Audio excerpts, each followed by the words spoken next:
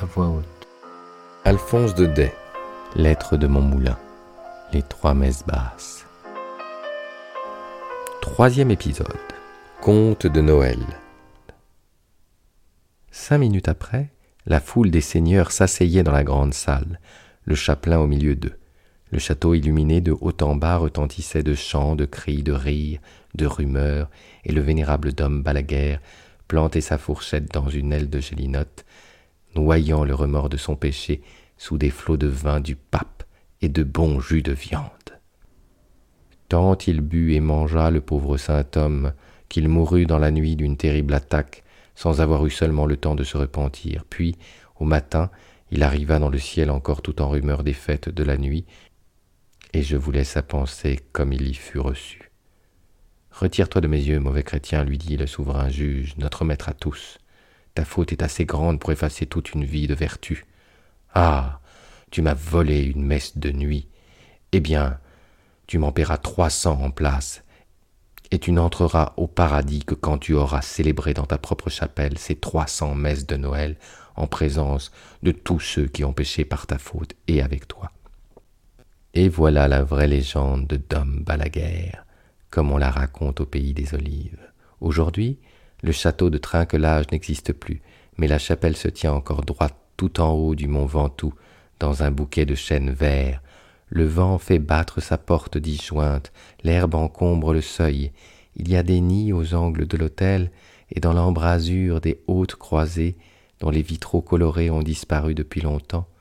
Cependant, il paraît que tous les ans, à Noël, une lumière surnaturelle erre parmi ces ruines, et qu'en allant aux messes et aux réveillons, les paysans aperçoivent ce spectre de chapelle éclairé de cierges invisibles qui brûle au grand air, même sous la neige et le vent.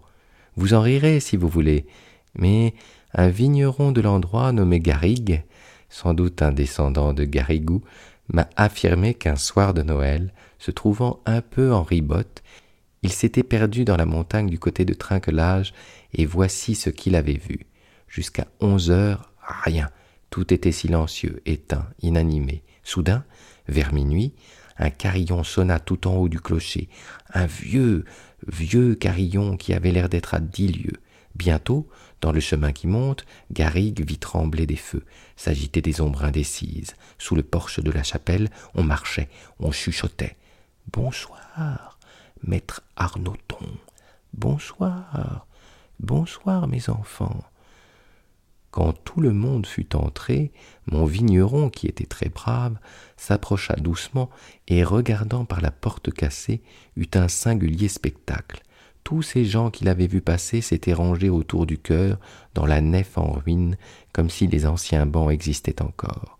De belles dames en brocart, avec des coiffes de dentelle, des seigneurs chamarrés du haut en bas, des paysans en jaquettes fleuries ainsi qu'en avaient nos grands-pères, tous l'air vieux, fanés, poussiéreux, fatigués. De temps en temps, des oiseaux de nuit, hôtes habituels de la chapelle, réveillés par toutes ces lumières, venaient rôder autour des cierges dont la flamme montait droite et vague, comme si elle avait brûlé derrière une gaze.